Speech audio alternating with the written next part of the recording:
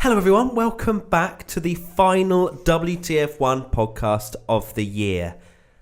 It's here guys. It's here we are. Jack Aitken is joining us today. Hi guys. What do you do, Jack, for people that don't know? I drive cars in circles. Good drive cars. We're doing end of season awards today, and we Did said I get to one? Dress up. Kind of. We'll get onto that in a I little mean, bit. if I didn't get one, I will just leave. Okay, brilliant. Okay, so Jack's leaving midway through this podcast. But we said to dress up, and we all have dressed up. And Yeah, I'm here. where's your suit, Jack? Black and yellow tie. Okay. This is. You guys said suit. I thought this was pretty clear. To Obviously, be fair, not. if we all had one, we probably would wear it at any occasion possible, right? Yeah. All day, every day. It's. I mean, Not right now, I though. think the pinnacle of fashion, but whatever. How warm are you, though, right now? Right now, I'm actually okay, but that will change. I'm absolutely roasting. Right, let's go around the table. I'm Matt. I'm Jess. I'm Jack. I'm Tommy.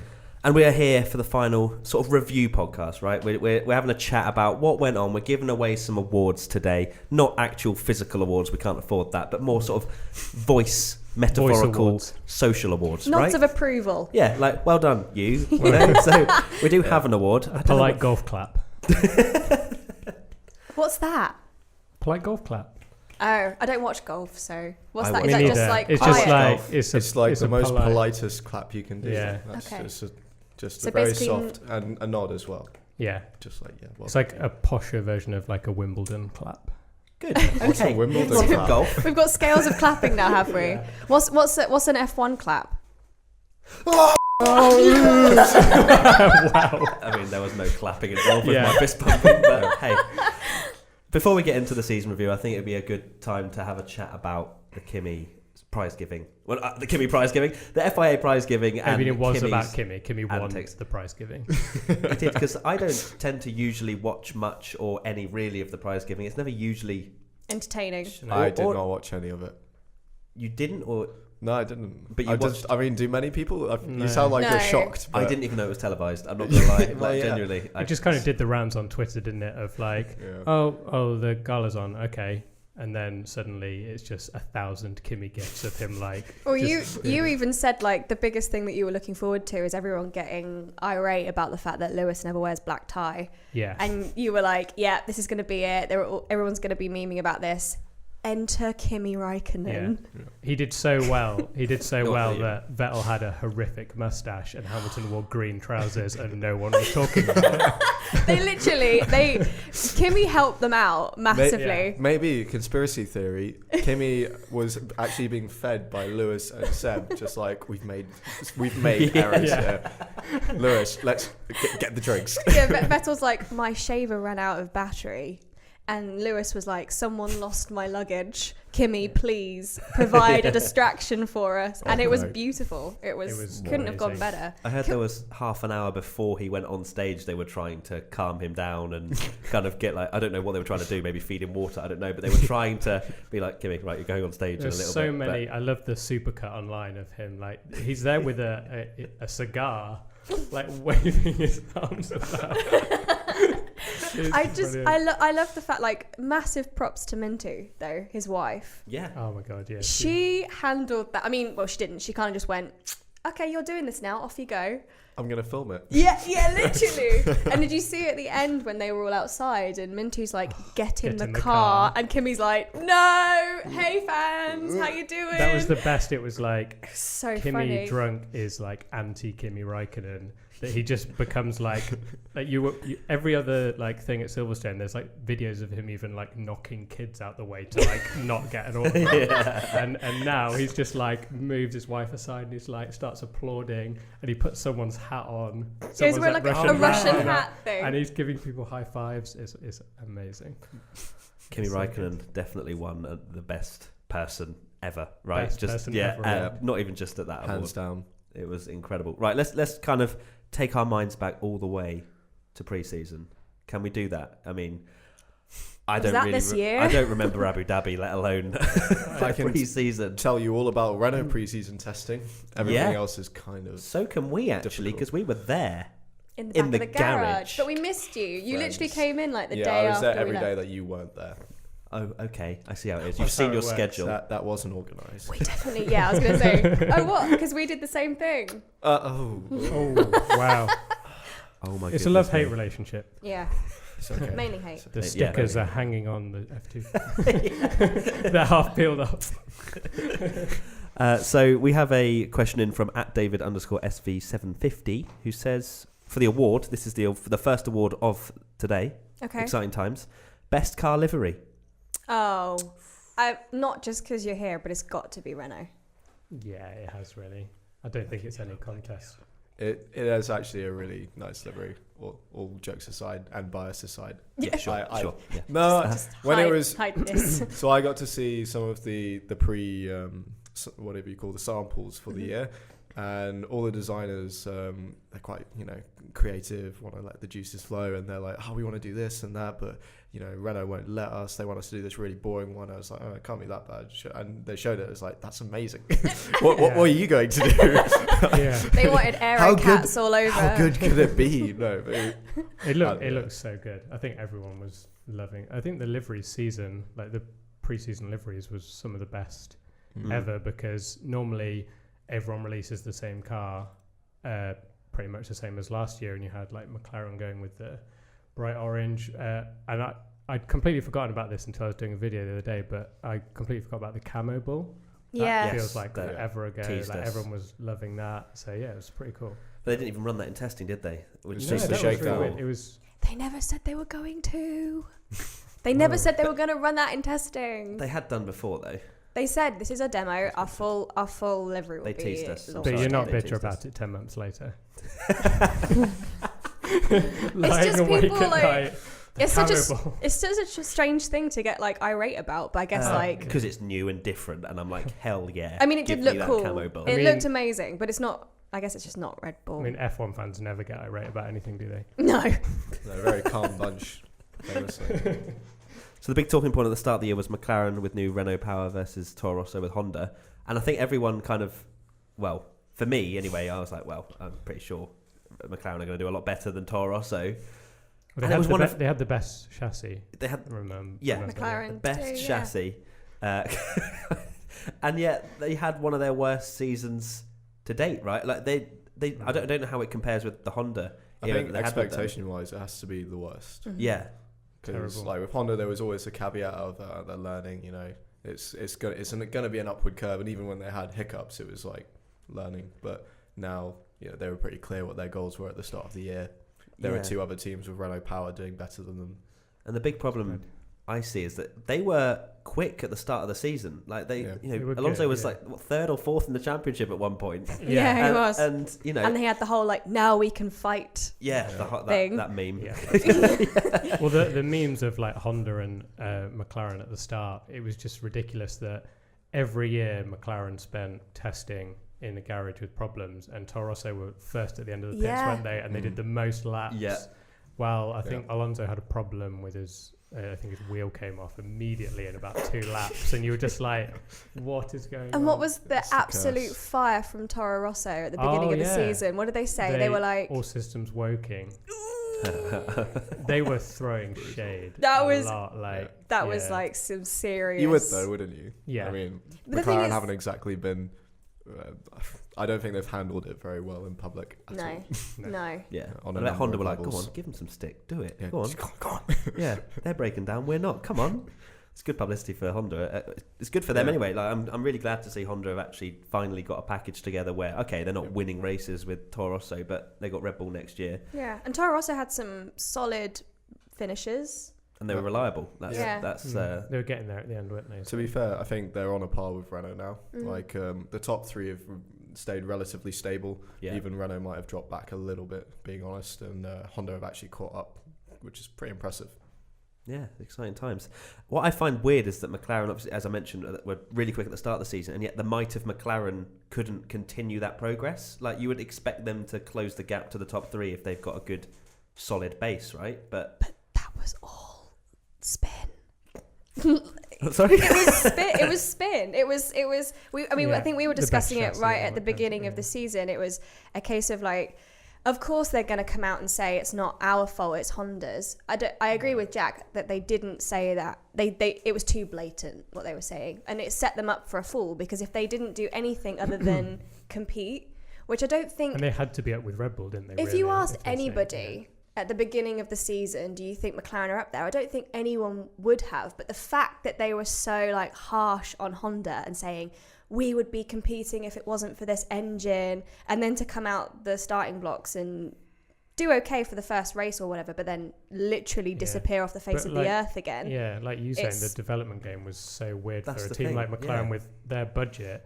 I think we did a Facebook rewatch of like all the highlights. I saw that, someone mentioned that, I can't remember the exact figures, but it was something like Alonso scored 40 points in the first 5 races and then 10 in the last 11 or something.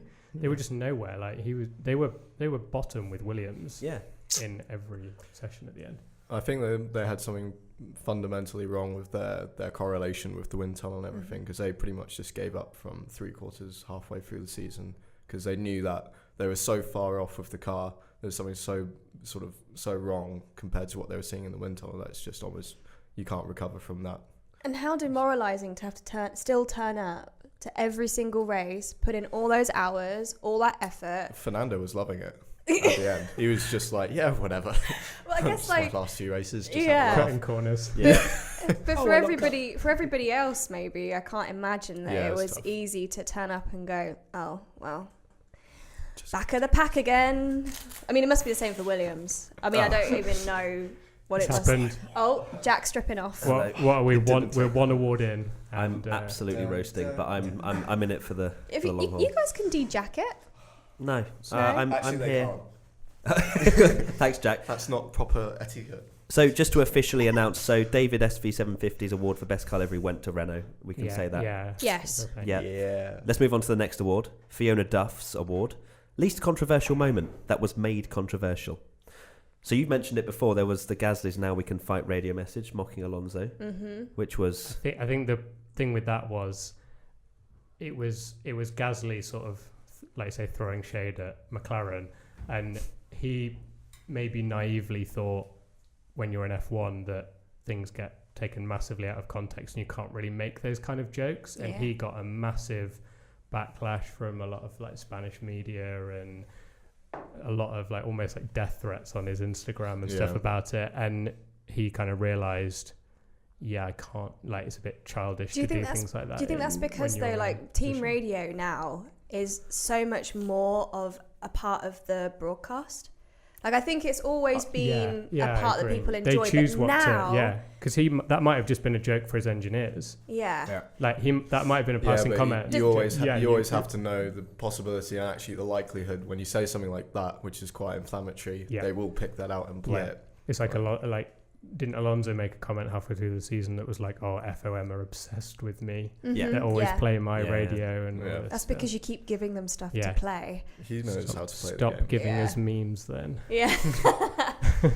It's weird to think Alonso won't be in F1 next year. Well, no, he's still their technical support driver. I'm kind of like I am a big fan of Alonso, like huge fan, because when I was growing up, he was still like the only guy who was beating Schumacher.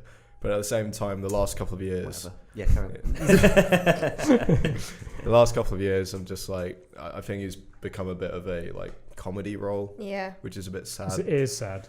Like when they put him in the deck chair for the summer break, and you were just kind of like, is this what this guy is now? He's a 2-time world champion. Like, there's a place for it to an extent, but I just think it's like run its course. Yeah. So he can go and do IndyCar, LMP1, and that'll be interesting to watch.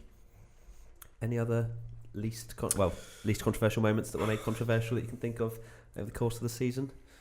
I think it's got to be that one. Do you reckon? Yeah. Any others? We're just diving straight into the winners, aren't we? Yeah, pretty much. I mean, do we want to think of some options? I mean, I'm trying to... It's quite a difficult thing to think of, isn't it? When you think of a whole season, you're like, well, all I can think of now is controversial moments. I'm like, no, that was actually fairly controversial. Like, I was going to say Ocon and Verstappen, maybe the dickhead comment from Hamilton. From Bahrain. That got... Like, I think, again, like, we had a big conversation about, do you take should we get upset about what drivers call each other immediately after a race or whatever? And yes, I guess the argument is they need to be aware of that they're always being recorded, but also, I mean, I'm guessing like you're probably the best person to talk to in terms I have been of recorded saying bad words in the podium room, so this is a very real issue to me. It's very close to my Are you heart. okay? Did you recover? Yeah. Did you save Luckily, your only image? FOM didn't see, so I'm not banned yet. But no, it's yeah. I think the podium room is slightly different because unlike the radio where there's like it's constantly being listened to and it's quite a deliberate thing.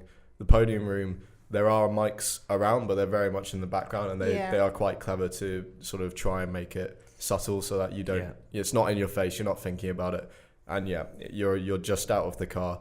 You're effectively with your not your mates, but your peers. So you're going to talk and your like competitors, that, and you're though. competitive. If something's happened, you're probably going to talk about it and forget about it. And also, I guess it's called the cool down room, right?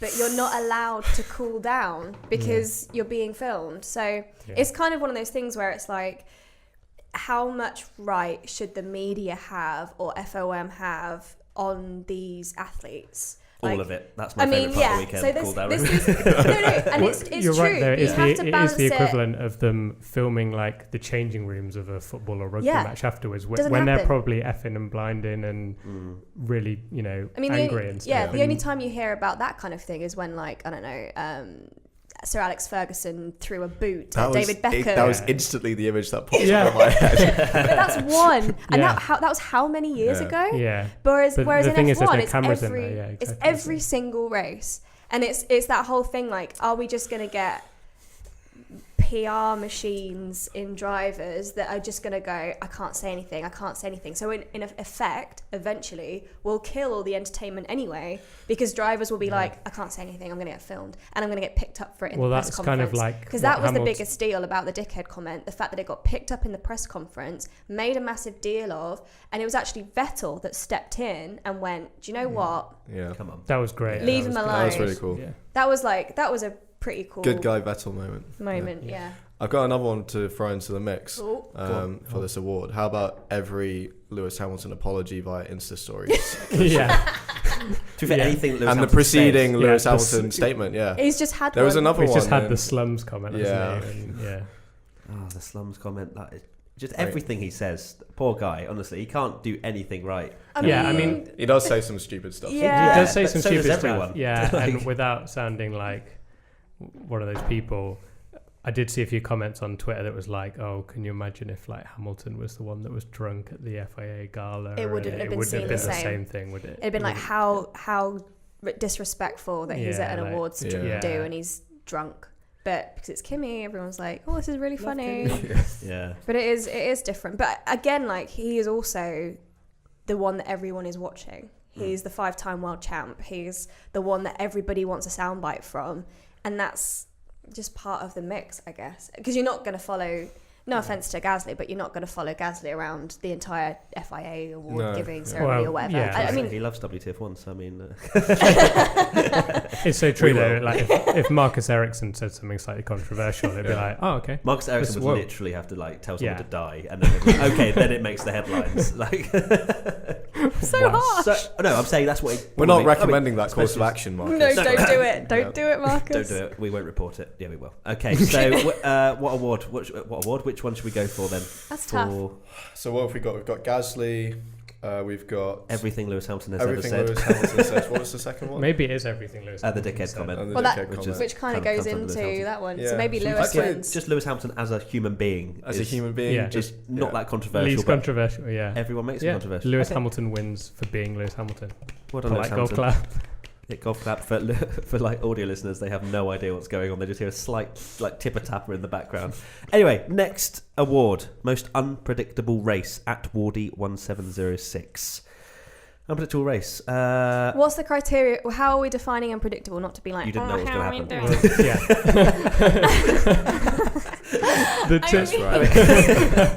No, because I mean, like, so okay, so here we go. I'm going to throw one into the ring that's maybe not obvious. Okay. France.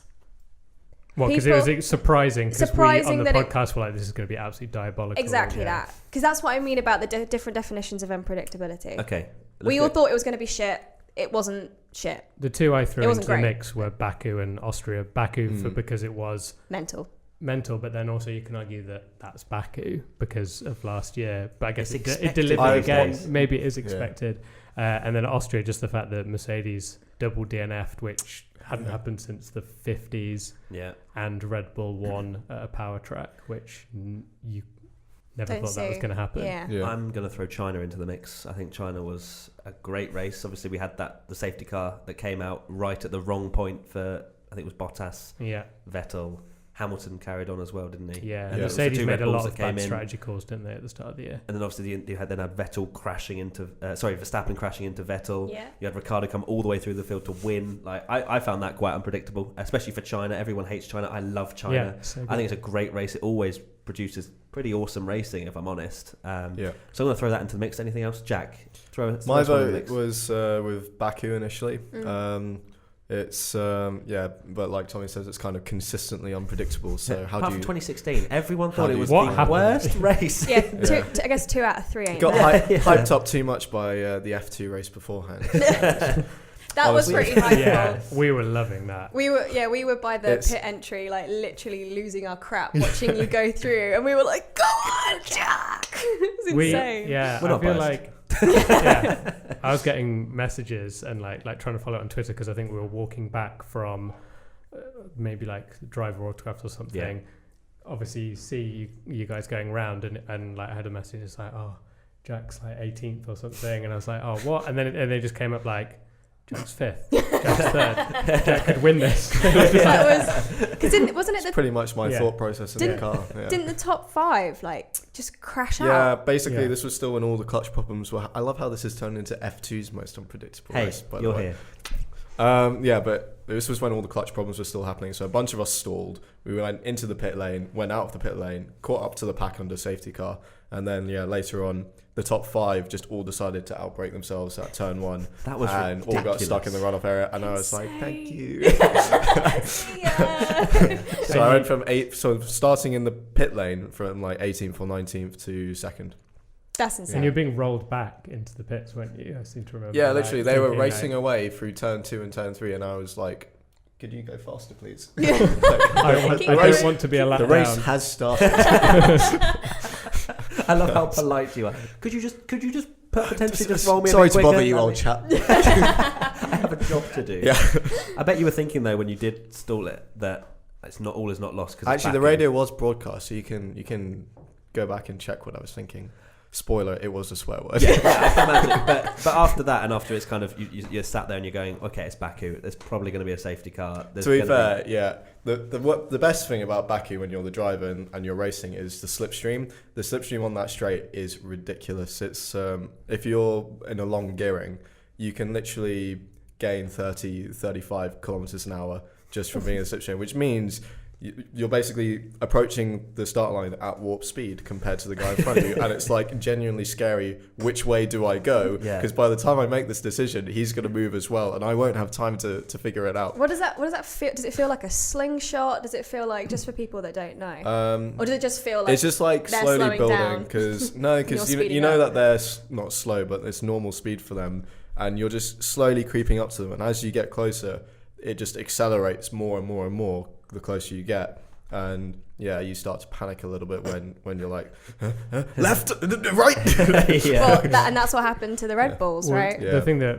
blew my mind about Baku this year was and the problem that Red Bull had was normally on any other track, if you're a second apart, you can't follow each other. You could be nearly a second and a half behind going into the final corner, and you'd get the slipstream to have a go on the straight. Yeah. And it's like that. And the craziest thing as well is like if you get got far enough up the straight, you can have another go to take that place back. It's insane.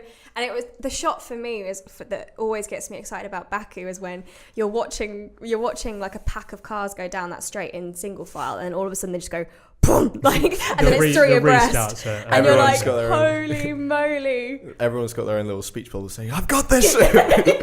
Out of my way! Yeah. So It's quite. I find it quite scary to watch, even as a spectator. I'm like, there's going to be an almighty crash here, and I think one day there probably will be, and then they'll be like, okay, maybe we need to shorten the straight or something. But it is rather. It'd be sad because that's just part of racing. Oh, Everyone. The thing is, it's a dangerous part of the track, so you do take a bit of extra care, but it's also the most exciting part, and it makes Baku what it is. Yeah. So if they put a chicane in the middle of it, you've just got another new street circuit, which is just like.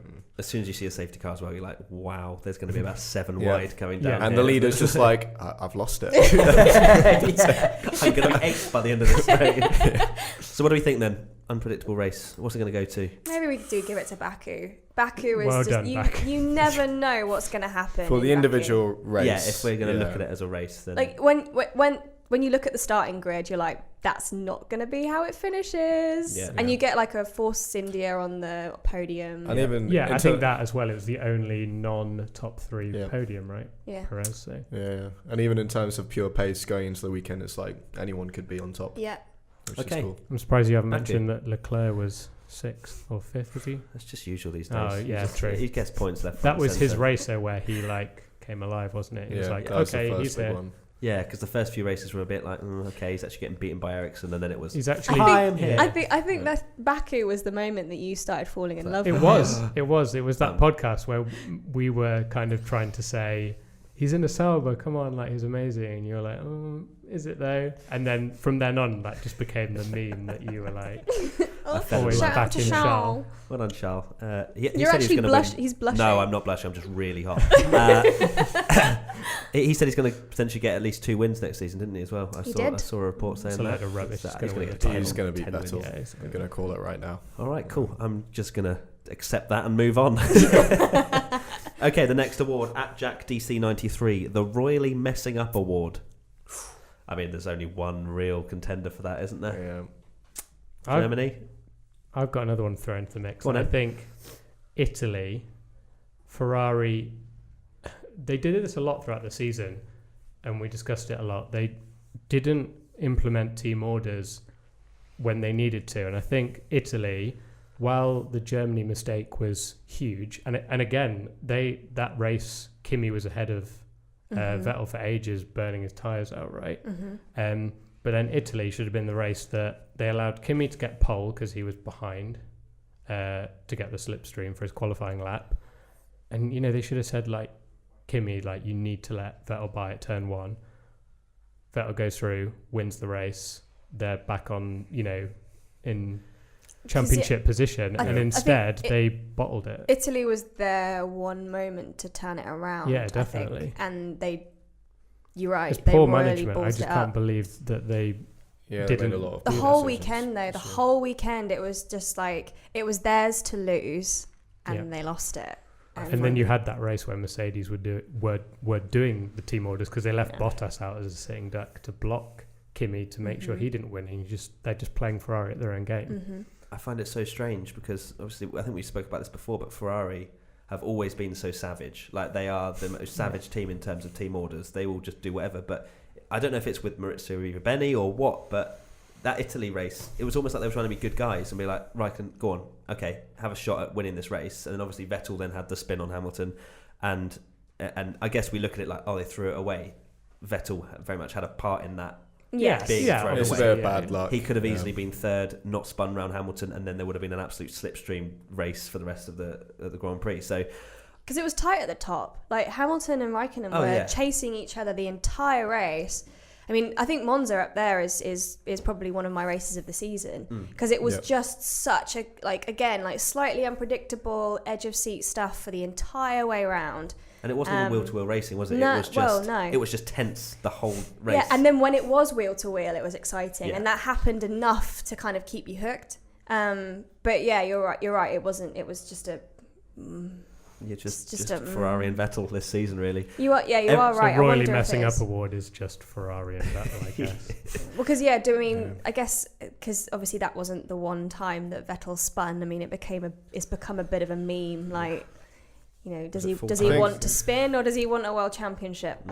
Who knows? In terms of like an individual moment, if you're going to pick one for the award, where it's like, in terms of messing up and just being absolutely gutted afterwards, because it was that, you know, kind of split-second thing, it has to be Germany, because, you know, it's his home race, he's leading by miles, and you could just see that when the rain started coming down, you know, the gap was coming down a bit. He was driving quite tense, it looked like, you could see from the car, and yeah, he just, you know, made a mistake and misjudged it, and you could see he was just destroyed afterwards. And he was leading the championship as well. And he was leading the championship. It was his chance to capitalise.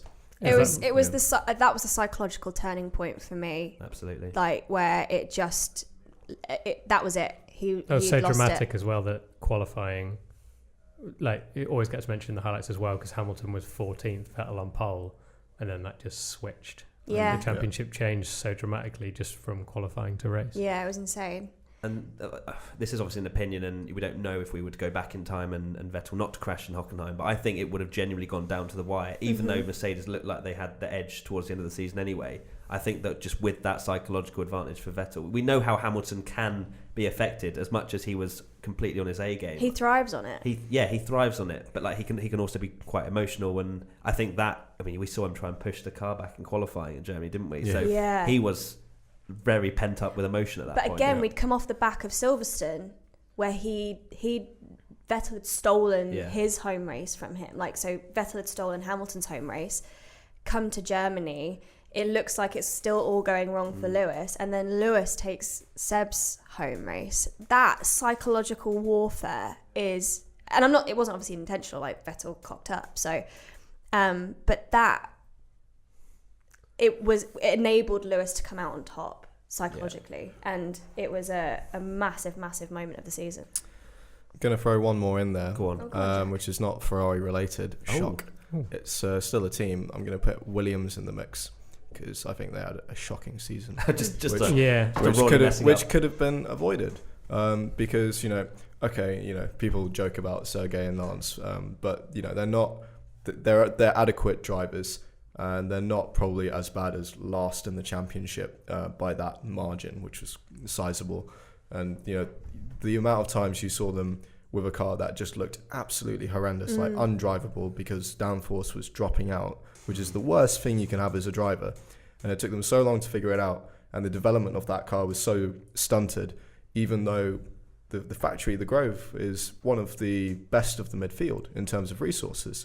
And it's just like, how have they managed to waste that? It's really sad. Kubica came out saying at the beginning of the season that he was embarrassed to drive that car, because it makes a driver look bad, and it's not got anything to do. It's like, you were saying, like, you know, Sergey and Lance, it makes them look poor. However much Claire Williams said, you know, we've not done a paid driver lineup, you know, it very much wasn't. They were so inexperienced as well that it just set them so far back. I mean, from a management point of view, I think that was a pretty serious error, because they did have options to go with other drivers, and they chose, obviously, like I said, to take the money. There is an economy for that, because you get the money to develop the car and but Lance, you know, mid-race, he's asking for help so often in the race from his engineer. He's clearly not as experienced as some of the other guys. And in Formula One, I think having just 1 or 2 years experience in different teams, knowing what the standard is, to be able to say, this is the area of the car that we need to develop, that's what they miss quite sorely. Well, he was team leader, and what is he, 19? Yeah.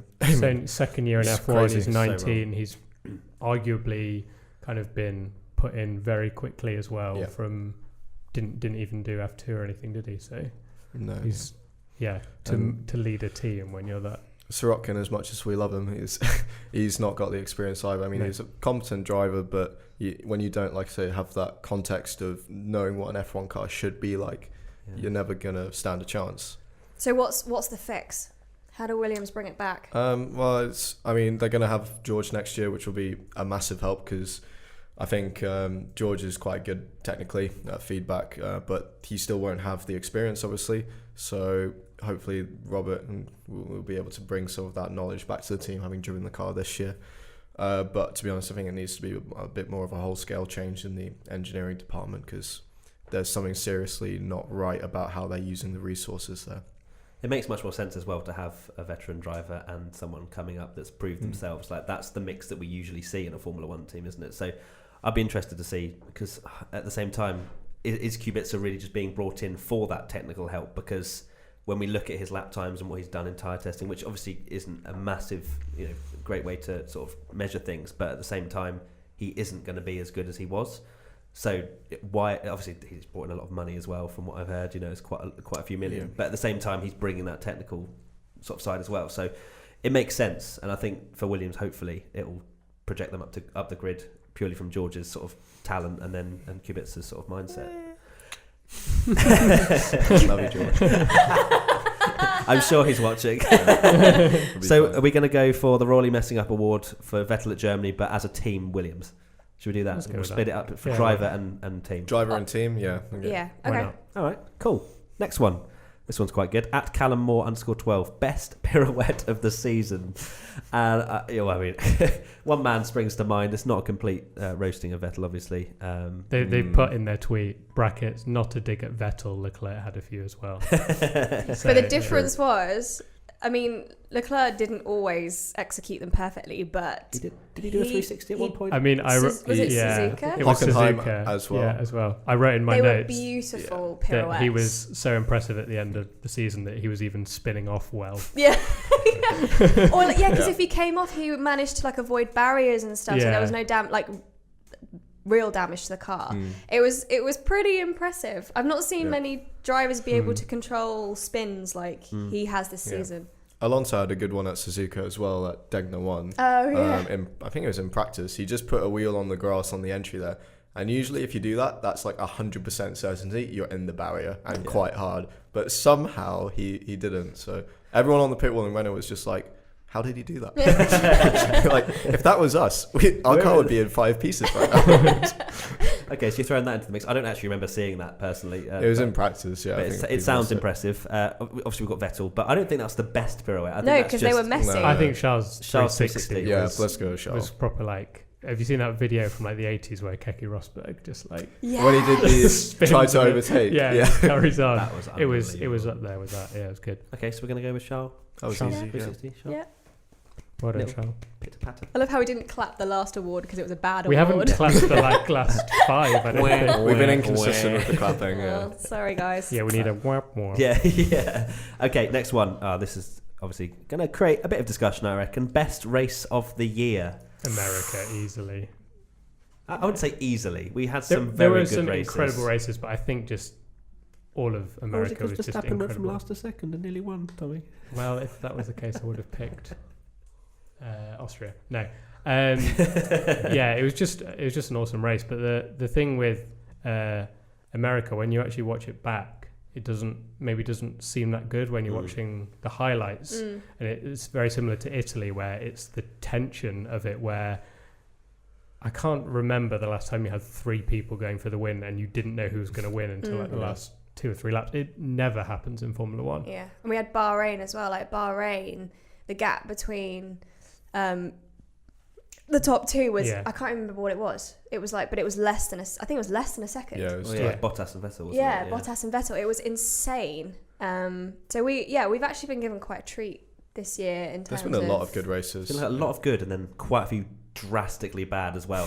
Just to kind of add it into the mix. It's Like every every season. isn't I think it? that was the problem. But the races that were good were unbelievably good. Yeah. Because I remember, I think it was your through a race review from Bahrain was something like, "This is F1." This is F1. And that's what And like another the one that was 8th "Give best me race. more" or Yeah. something. Yeah. It was It was just Bahrain was incredible, Yeah. and it was probably 7th or 8th best race Yeah. of the year. Italy was amazing, Silverstone was amazing, Baku was amazing. I think the US Grand Prix for me, that was the best. I think it had the most guys. emotion tied to it as well for anyone that even is a neutral of Kimi Räikkönen. Just to see him win again, him just going effing Everyone was finally. secretly It was tense. So many stories as well. I think what that was good about that race, that you had Kimi finally got his elbows out and was no, you're not coming through. Hamilton was a little more cautious coming through the field because he had a title to win. Verstappen went from last to second or whatever. Do you know At what I that mean? point, were you rooting for Kimi or Max Tommy? Honestly, I was very torn because I was like, if Verstappen wins, that would have been like one of the furthest back anyone's ever won. It would have been insane. yeah. But also, I really wanted Kimi to win because it'd been 113 years, as Crofty said. I love that F1 video of the memes. Wasn't that how good was that video? Yeah. And also the animation thing they released yesterday before. Yeah. Oh, the F1 the puns. Yeah, they've done well in Amazing, it. Fair play. they're getting it. Shout out to Charlie who does the F1 stuff out there. They understand memes, which is good. Okay, so we're going to go with USA then. Yeah. Yeah. I think it has to be. Congratulations, Kimi. Awesome. Well done, Kimi. Cool. Many of you suggested the Maldonado of the Year award. So, who was our pasta of the year? I think the black and yellow suit has to take a hit on this one. Because the incident at Spa on the start line was so similar to the one that we saw, what was it, 2012? Grosjean. The massive accident then. I was just like getting flashbacks. Yeah, it was just unlucky, but it was a massive That's accident. a very good point. I forgot that Right, actually yeah. happened. But How did you forget? Sorry, it was your Nico. beloved Charles that was almost. that's why I've deleted it from my memory. decapitated, yeah. But thanks to the halo. Yeah. Yeah. To be fair, Oh, it was a small mistake which had big consequences, so maybe that's not so pastoresque, I don't know. But just like Grosjean, it was a small mistake and that nearly took someone's head off, Grosjean, didn't so it? many moments. I've got Baku. Grosjean as my Grosjean? Who's Grosjean. Grosjean? Did I say Grosjean? Grosjean. Do you not hear your own No. voice? Yeah, I've got Grosjean down for. I was probably a bit savage, but I said for having a mediocre year, almost getting a race ban, finishing quite a way behind his teammate in the points, and getting a drive for next year still.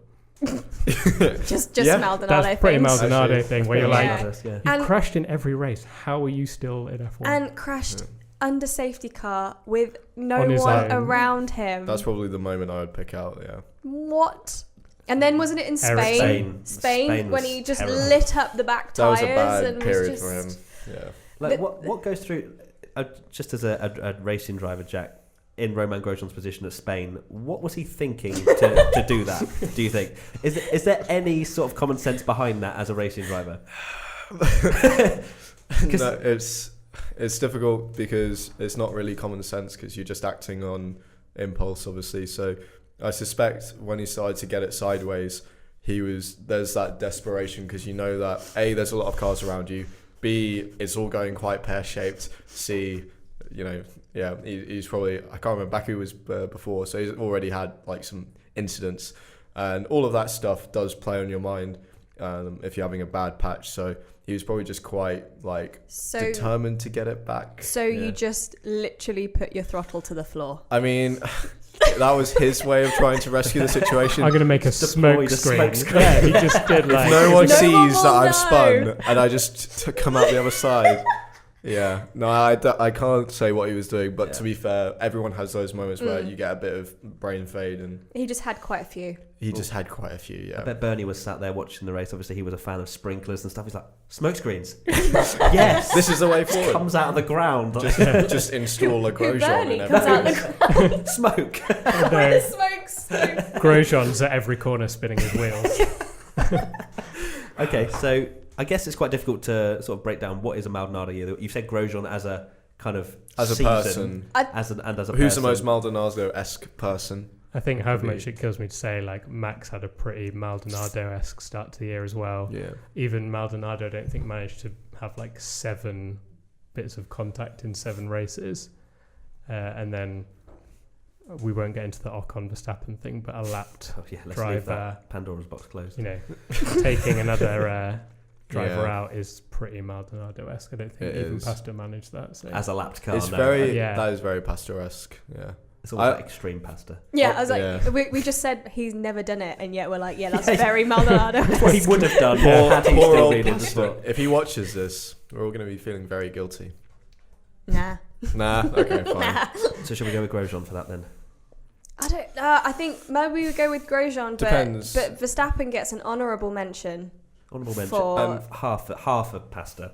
And for like an individual incident, Ocon, honourable mention as well. Yeah. Wow, we Because I think as a person over the season, Grosjean hands down. But for incident, like individual moments, Ocon was up there. yeah. Oh dear. Oh, Are you Is that your done, Tommy? alarm? I don't know why that. Oh, I know why that alarm was. It was.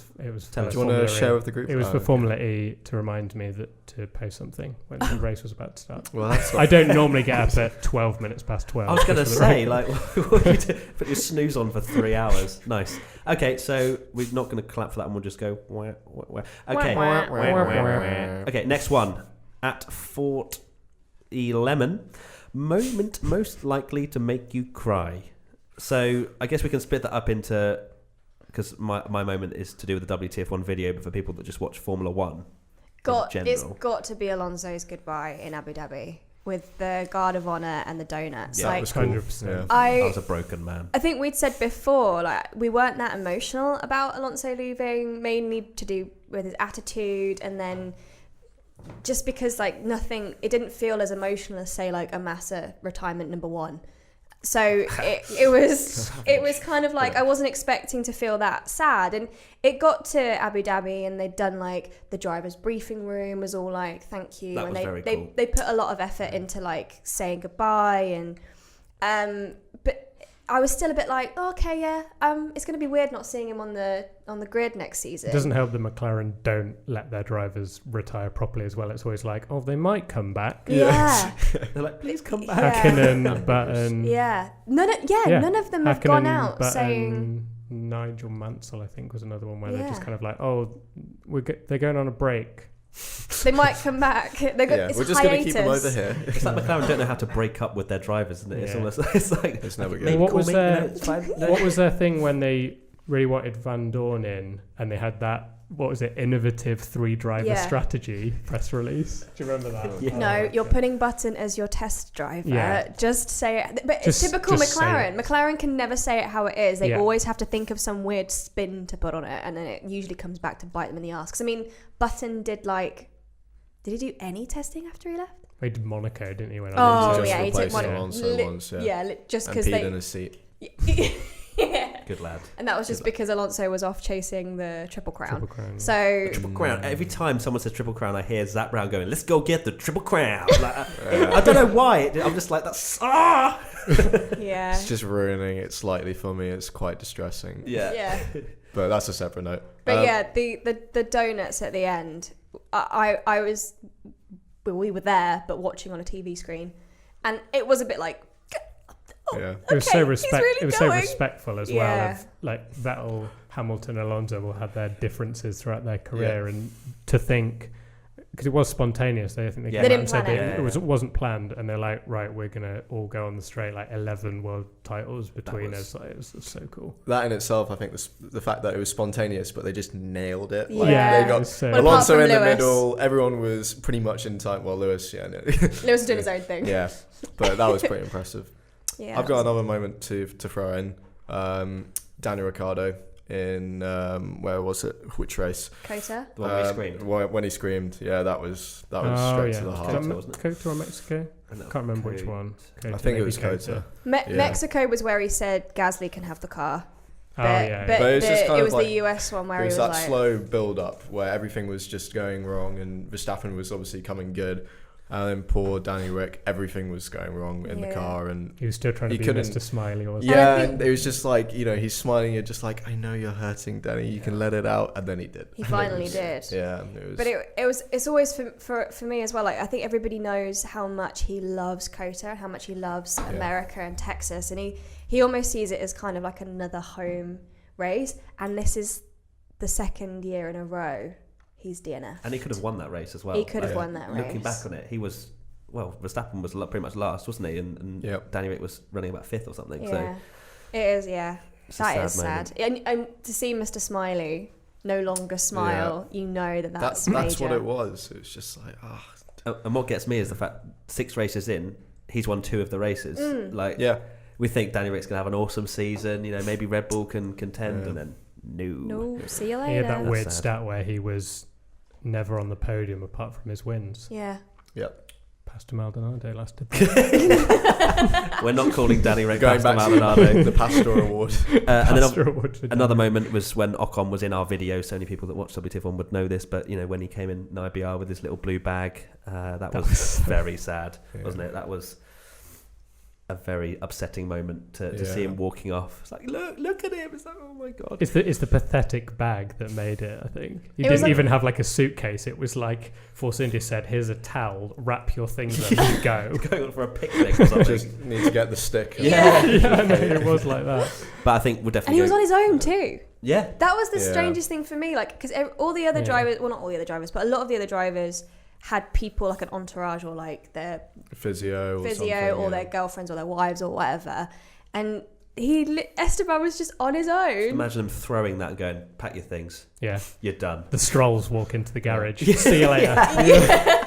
Excuse me, you're in my spot. Oh, Yeah. God, that's sad. But yeah, I think definitely the Guard of Honour for me, that struck a chord with me where I was like, whoa, this is It was one of the history coolest moments in in a F1. very long time. Yeah. In history, I'd say. That was, when have we ever really seen that before? Yeah, it's awesome. Especially 11 championships like that. Special. Okay, so well done, Alonso / Vettel / Hamilton for that little goodbye. Okay, our 3 words season reviews to summarise the year. Jack, I don't have one for you, so you're going to think about that. And we're going to start with me, ups and downs. I guess that's a very basic way of saying that there were some amazing races and then there were some boring ones, but that's the beauty of Formula One. I think the rubbish races make the better ones even better in a lot of ways, don't they? Because, like Canada, what happened? Where did Canada go? Did they even hold a race this year? I don't really remember. It was dreadful. And you think Canada is one of those amazing races where, they slipstream, they go down the straight, and then you've got the bus stop chicane and another straight to overtake, but that's kind of where I was like, it is very much ups and downs. And then we have the ups and downs of also thinking we're going to have a title fight to the end of the year. It's so tense. We're loving it. And then Hamilton wins by like 60 points. And that's where I was going with ups and downs. Jess, your 3-word season review? I guess mine's kind of linked to that, but it was a season of surprises. I think nobody went into the 2018 season expecting it to turn out the way that it did. First off, on a sense that we'd kind of come off the back of some very predictable, very kind of like, who watches F1 anymore? Because we just know Mercedes are going to run away with it and they're going to get 1-2 in the drivers and it's just not fun to watch anymore. 1 and 5. Yeah. Jeez. Yeah. So every time I remember that, I'm like, wow, Bottas got 5th. Jeez. Okay, carry on. Yeah. But that made it good, and we went into testing, and I mean, the thing that always makes me laugh about testing was that there was that headline in the Sun that said Lewis's title hopes are dashed as he gets the least amount of running out of every car on track, and you're like, that kind of didn't really go the way that was going, did it? I think one of the biggest surprises at the start of the year as well was the fact that Mercedes didn't win a race for the first 4, and we're like, no one would have called that. All 4 as well. Danny Rick won a race before Mercedes. And yet, at least for me, it was always in the back of my mind, like, they're going to win. They're going to pull this back. Like, such as a domination they've had the last few years, you just can't quite believe it. But, one year it's going to happen where they will keep not winning, and then someone else will. If the end of this season was anything to go by, we had 3 very competitive teams, and that, if we roll that over and all of winter testing and winter development goes well, we should have an awesome season next year. I don't want to put too much because especially when one of the anticipation top teams has a completely different engine as well now, so we don't know how that's going to pan out. So, but yeah, I do agree. Like it's weird. Like the trend of the last few years is Ferrari's strong, then they get weak towards the end of the season. Mercedes comes strong, and Red Bull are unreal in the last few races.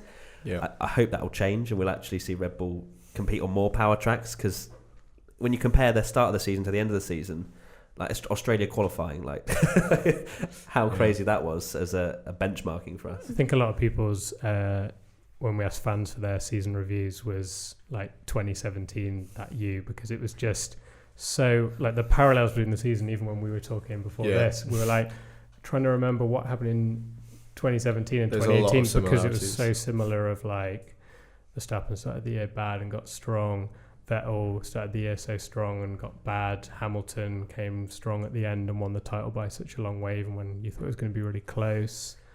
Do you know what I mean? It was so similar. Tommy, I think that leads quite well onto your 3. Well, mine was going to be a massively underrated year, because I don't think 2018 will go, other than the story of Hamilton winning his 5th title, I don't think, because of the title fight, the lack of title fight at the end, it won't be considered a classic. Yeah. Yet, I could probably say like 6 or 7 of some of the best F1 races I've ever seen were in this year. It was really high standard, despite the lack of a battle. Yeah. Which actually leads on to my... Go on, review. Jack. See Yes. a little segue. Love it. I'm going to have to get the right inflection on this. So it's, Oh, Do you want to take a drink? Yeah. Do you want to like... yeah, Just let's just warm it up. Okay, drink break. That's Jess tapping the table for people wondering. Championship... Wait. You were talking... Sorry. Okay. Wop, wop. Shh. Now I've overbuilt it. Championship battle? Oh. Okay, I see what Wow, you're going there. See, it was because it was such like Tommy says, it was such a great season for the individual races, and the fact that Ferrari started so strong again, and it was like, could they actually do it this year? And then I see what you did. It just dropped off so quickly. It was just like, no. Yeah. I imagined that chart as you said it as well. That's So what I you- was going so you- for. Yeah, Yeah, you did that well. Well done. Thanks, Tommy. Oh, well done, Tommy. I didn't say it was bad. Well, you didn't say it was good. Yeah, it was all right. Okay, so we're good with that. Yep, okay, we're good. cool. Yeah. Right, driver of the season. Leclerc won our fan vote on Instagram. I didn't make 10,000 separate accounts. Every comment replying to the winner was like, how many accounts does Matt have on Instagram? Amazing. Driver of the season. Let's go with the top 3 so that because it's difficult to give just one because it was a tale of two halves for Max. Lewis was poor at the start of the season. Bottas was great at the start of the season. I don't think he's going to win driver of the season though. Hey, Bottas. I did that purely for Jess's face. James will win. So, Jack, can you give us a top 3? You don't have to do it in a particular order. Yeah, but do it. My driver of the year, I'll go down, is Lewis. Yeah. It's the boring answer, but It's true.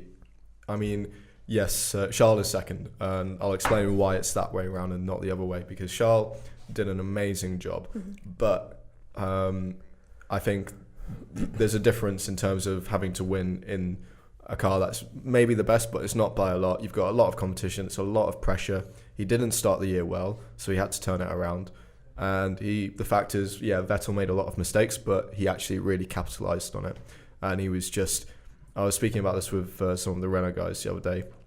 It's just so impressive, the regularity with which he can put in an amazing qualifying lap and just, pull that out the bag when Bottas is 5th or 6th. You make an interesting point about the fact that Charles will have a completely different challenge next year when he's expected to win in a Ferrari, whereas if he does any kind of good result in a Sauber, people are like, oh my God, you're amazing. Yeah, it's gonna be interesting to see how he steps up and does that kind of next level, because obviously he's the youngest Ferrari driver since the 70s, something like that. Damn, he's just for the stats.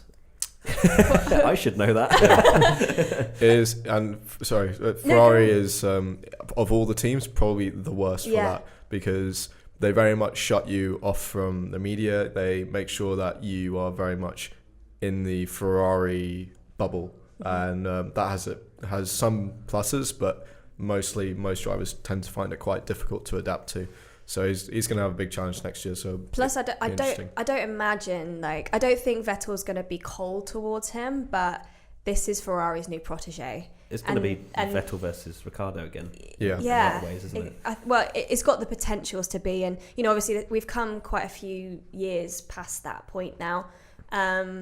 We don't know how they're going to adapt or whatever. It could be like Lewis turning to Bottas and going, "You're the best teammate I could have ever asked for."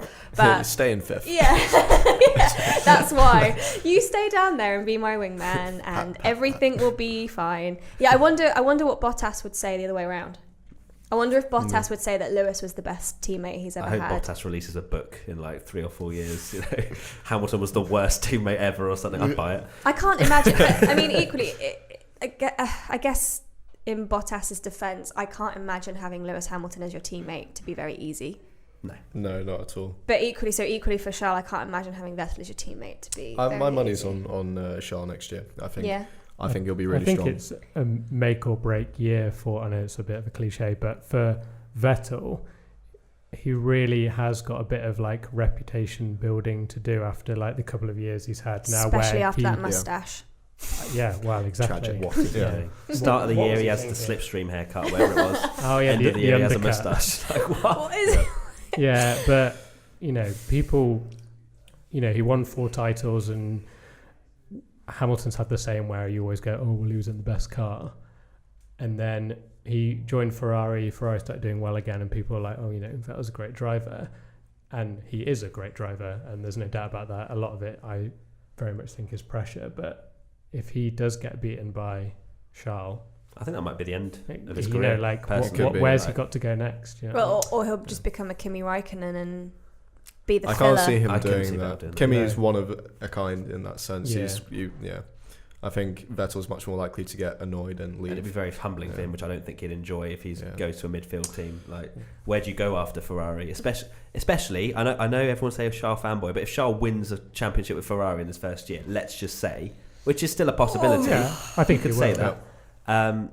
Vettel, like Charles comes in and wins a championship, Yeah. and Vettel hasn't even brought one in for Ferrari. Which is all That'll be it. Vettel's ever wanted is to Yeah. is to be like have one at Ferrari, and I'm not saying Charles will, but like I think in that circumstance, there's potential. It's There's gonna a be massive difficult. potential Retire. for that to happen. Massive potential. Just for that to to happen. wrap up my 3 drivers. yeah, number 3. Number Oh, yeah. 3, Oh, yeah. just trying to, Keep move it going. on. Thanks, Chad. Number 3 would be, this is painful for me, is Verstappen, because I'm not as much of a fan as Max, although I think Max. he's done an Tommy. yes, Yeah. and Tommy.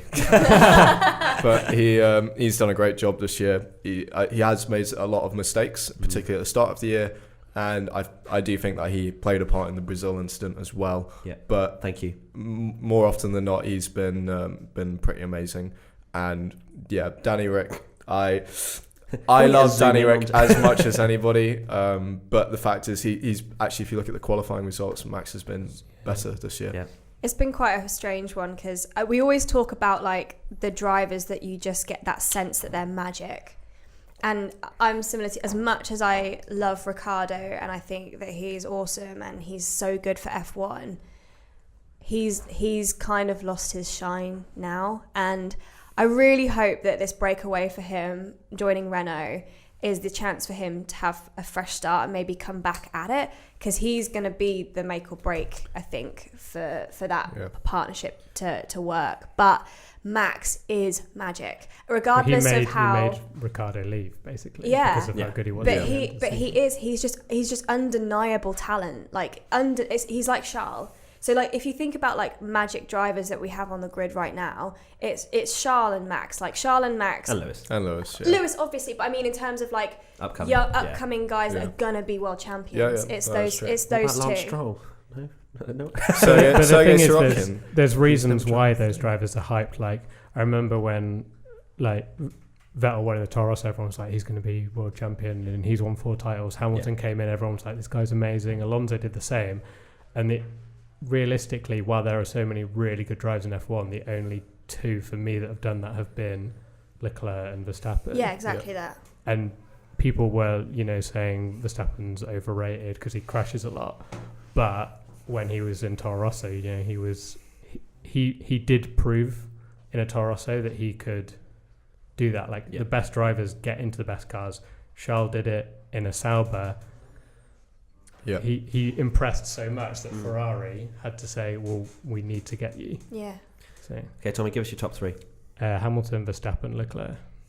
Okay. So it's very similar. I found it very difficult between Verstappen and Leclerc. And for me, Verstappen was really good at the end of the season, but equally, I do understand if he was lower, because I think if you turn the season around and he'd crashed in the last 7 races, we'd be talking about like, is he He's even lost going it, blah, to blah, is he blah. even going to be Going off in F1 next year? Yeah. Because people were It's saying a he was short going to be memory in fired. F1. Yeah. Yeah. Very true. Jess. It's tough. It's really tough. I've been thinking about this for a long time, and I'm not sure.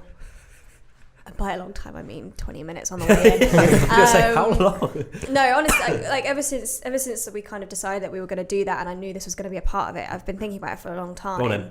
Share us your results. Oh, I don't even know if I have any. I think That's not how it Got works. to be Hamilton first. I think it's got to be. But It is quite easy. I think Hamilton has got to has be. Like I first. think for me, the standout moment for me was his Singapore qualifying lap. Yeah. That was absolutely faultless. And Max wasn't far off it either. Yeah, true. But arguably in the faster car that weekend. Yeah, absolutely. So, like everyone expected Mercedes to cock it all up again in Singapore. But yeah, I think definitely that probably puts him for me at top. Second is probably Charles. Third, I don't know. Literally, I don't know. There's quite a few to choose from. Like who else? I can't think. I mean, I still the think top three. I think Ricciardo was close. I think he's had a lot of bad luck. I also, we were talking about how he's lost a bit of his shine. I do think a part of that is just he's lost momentum this year because he has so many crap. How can you shine when your car doesn't even if we went make back, it? like you say, first 5 races or 6 races, he won 2 races. That was pretty amazing. Very true. Okay, so the only person who would come close to the top 3 we've all said is Alonso, but I don't think you can class him because he just to compare as well. Gave up pretty much. I think he did genuinely give up. Yeah.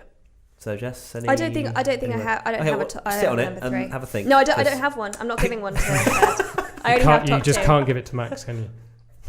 I don't think that'd be every comment. How about this is literally. I'm gonna get so much hate from you guys, and I'm really sorry, but I just like. I mean, who you could choose?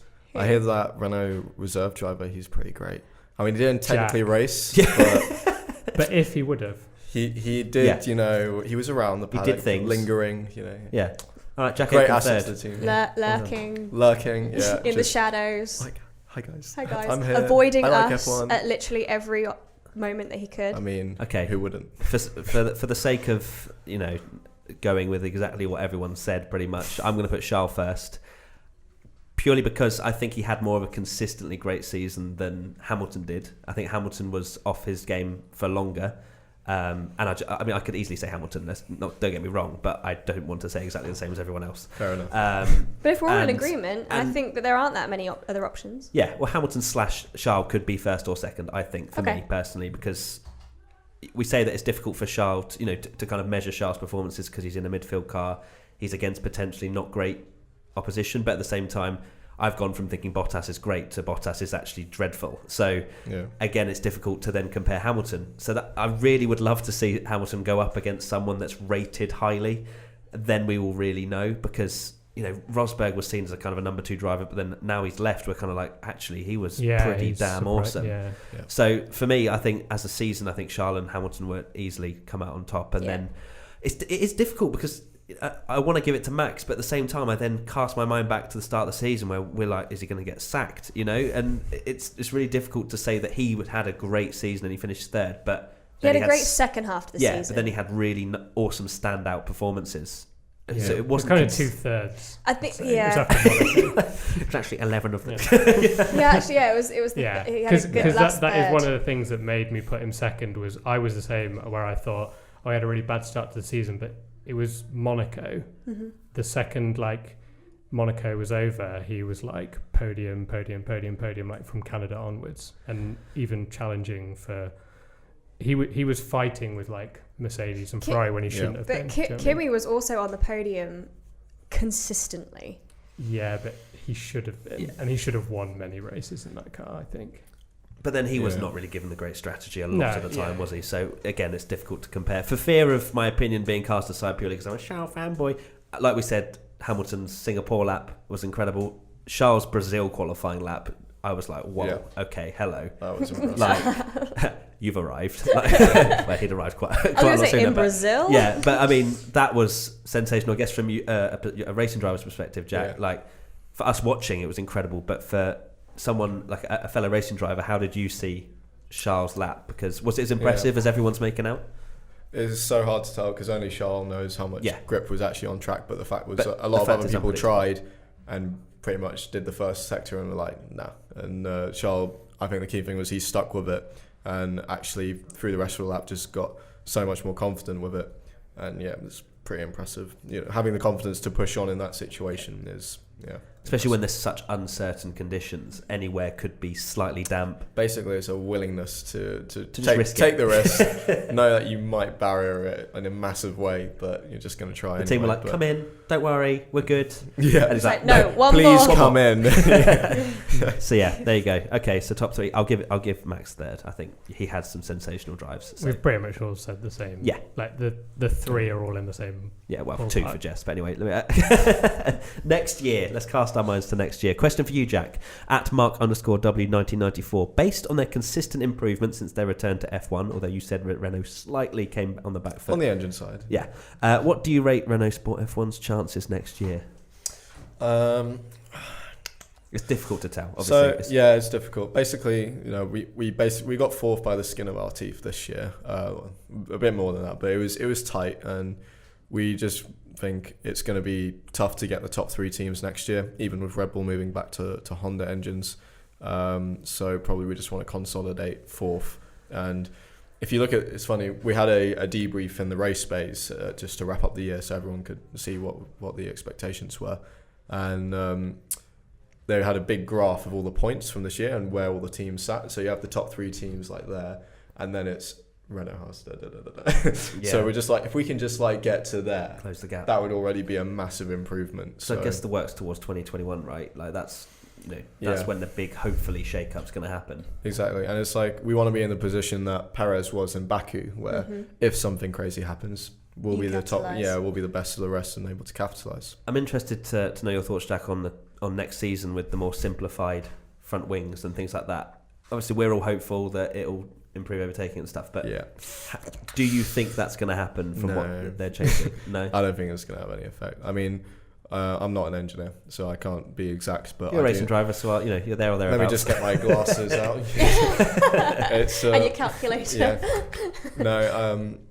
Obviously, what I can say is that in terms of pure downforce, the cars will be quite similar next year. So the organisers were hoping to basically cut down quite a nice chunk of that front wing downforce, but they've just found it in other ways, as always happens. And at some point through the year, they will probably actually surpass last year's cars, possibly. Wow.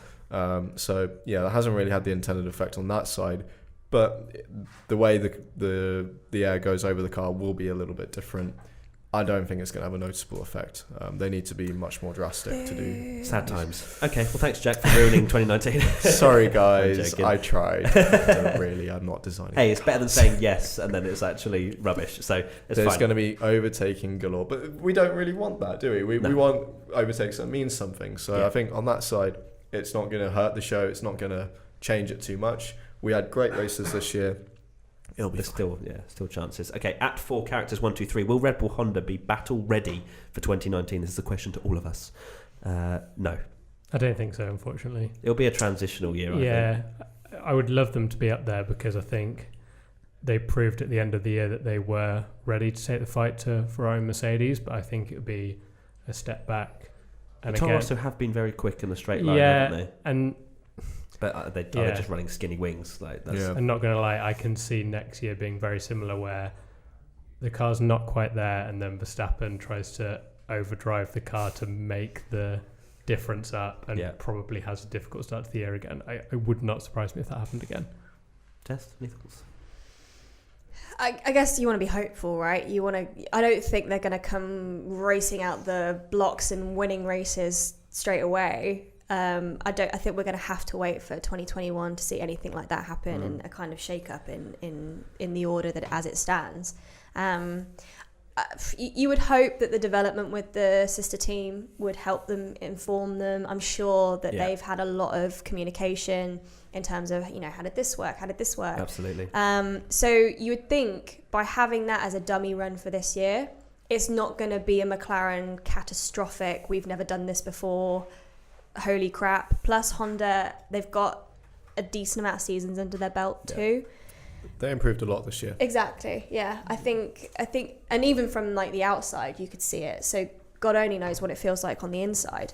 So I'm gonna remain optimistic. I don't think as I said, they're probably not gonna be like Mercedes level, but I'm feeling hopeful. Yeah, so am I. I hope, although I think it might be a transitional year, I hope that maybe, they'll have more power, and I guess that's a good thing, right? If they can get the more power. Okay, next one. At Atishu who won. Yep. Who has the most exciting lineup for 2019 in your opinion? Please don't say Ferrari, Matt. Ferrari. Ferrari. Okay, well that's good. It's going to be 2019 is going to be awesome. You know, and Renault. Special mention to Renault. Yeah. I think actually. Oh yeah, I mean yeah. Ricciardo and Hulk is for a midfield team, which you'd say we still are, is ridiculous. Such a strong lineup. Yeah. What do you think that's gonna? I'm just really interested to see what it does to Hulk. I was going to say exactly the same thing because I remember you saying it in one of the other podcasts that he's got a bit sort of like content with just because being number Sainz one. He was best of he was best of Formula 1.5, wasn't he? Yeah. He won the Formula B championship. Mm-hmm. Just wasn't it as well? He Did you get a trophy? We didn't, as far as I know. Maybe he did. You'll get something today. Don't you worry. We'll announce that at the end.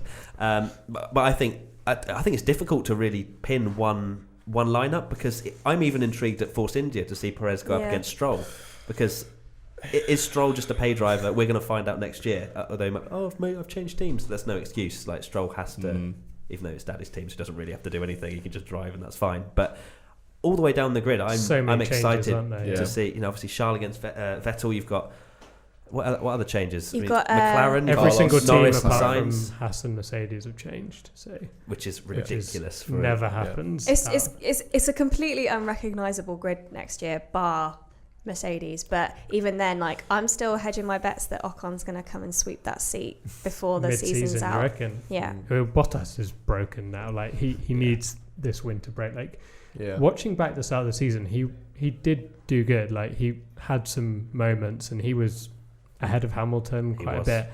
And it was what I'd completely forgotten about was Germany when Bottas went for Hamilton on the restart and then the "it's James" meme comes in and like, no, you can't.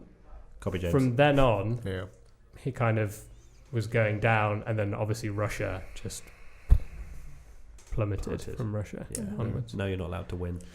Kubica and George at Williams. Yeah. I'll be interested to see how Kubica gets because we spoke about it briefly before. His testing hasn't been hugely impressive from the outside. Difficult to say, but everyone wants to see him do well. Yeah. Don't they? I'd love to see him do well. I just can't see when you visibly see his injury how he can perform at the same level, and especially when it's 70 laps around a track. How is that going to, when you're at completely high speed? It's not testing. You are going to the limit.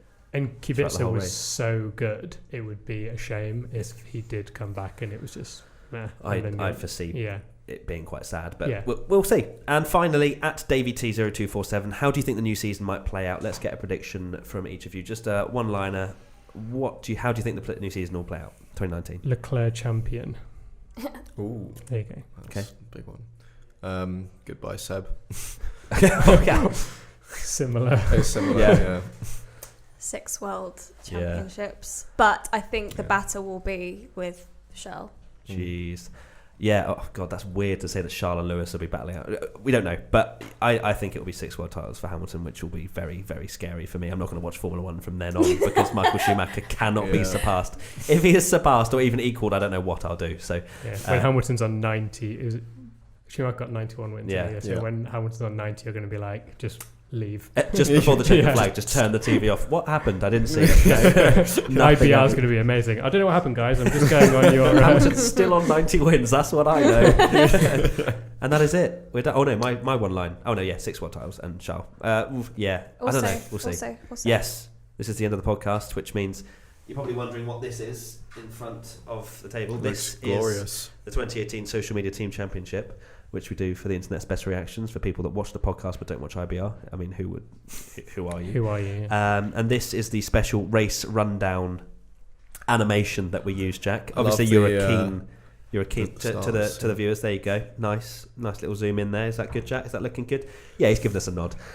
So, Jack, this is to you and Renault. Obviously, you haven't really done many tweets, but that is for you. Well, I did. Congratulations. I'm going to have to take on part of this award for myself because I did take over the Twitter in Japan. Oh, did you? Well, there you go. Yeah, and I think I was pretty hilarious, obviously. So you're part of the team. You can take that back to Enstone, and there you go.